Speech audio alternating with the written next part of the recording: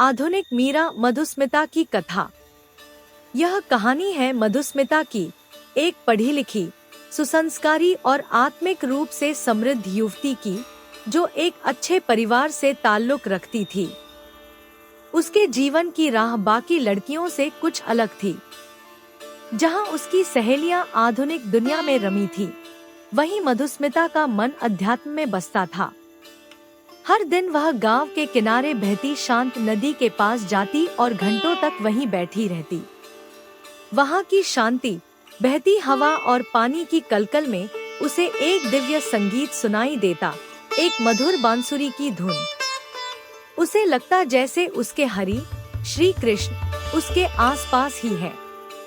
वह उनके सानिध्य में एक अलौकिक सुख का अनुभव करती। मधुस्मिता की यह आदत उसके घरवालों को परेशान करती। एक दिन उसकी माँ ने उससे पूछा, बेटी, तू रोज कहाँ चली जाती है? किससे मिलने? मधुस्मिता मुस्कुराई और शांत स्वर में बोली, कोई नहीं माँ, मैं अकेली ही जाती हूँ। वहाँ जाकर बस सुकून से बैठती हूँ। डरने की कोई बात नहीं, मेरे हरि हमेशा मेरे साथ रहते हैं। यह सुनकर माँ नाराज हो गई। बेटी, ये कैसी बातें करती है? ऐसा कुछ नहीं होता। अब तेरी शादी की उम्र हो गई है। ये पागलपन बंद कर और दुनियादारी समझ। लेकिन मधुस्मिता दृढ़ थी। नहीं माँ, मैं अपने हरि को कभी नहीं छोड़ सकती। वे ही मेरे जीवन का आधार है, मेरा सब कुछ। माँ को यकीन नहीं हुआ। झुंझलाकर बोली, तो ठीक है, ले चल मुझे भी मिलवा दे अपने हरि से। अगले दिन माँ भी मधुस्मिता के साथ नदी किनारे गई। दोनों चुपचाप बैठ गई। कुछ देर बाद माँ ने पूछा, कहाँ है तेरा हरि?